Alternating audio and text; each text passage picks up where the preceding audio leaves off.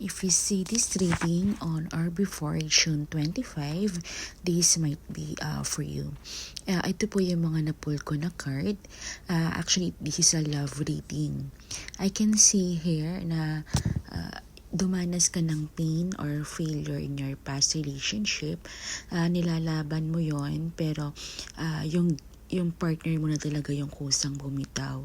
So, I think it's about time for you to let go kasi nasaktan ka na talaga and I think hindi naman siya babalik sa ngayon.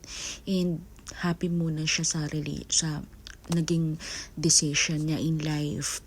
Ikaw kasi yung tipo ng tao na mapagbigay. Parang lahat na binigay mo sa kanya, pero parang kulang pa rin. Hindi pa rin siya nakontento. And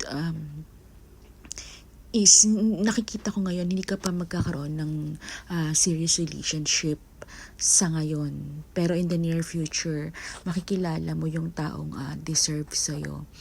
And dahil sa mapagbigay ka, sana sa mga susunod na relationship mo is maging yung mapanuri ka na. Parang kailangan mong hanapin yung taong talaga magmamahal sa'yo, yung deserving ng love mo. And sa ngayon kasi nakita ko is pilit mong tinatakasan or pilit mong kinakalimutan yung mga bagay na nakasakit sa'yo. Pero deep inside, you're still hoping. And I know for sure na magiging happy ka na sa magiging future relationship mo. Sa ngayon kasi i-enjoy mo muna kung ano yung meron ka. And self-love muna.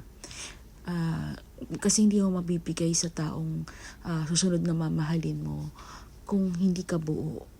And huwag mong panghinayangan kung ano yung nawala sa'yo. Kasi yung darating is mas deserving and talagang mahal ka. Walang duda.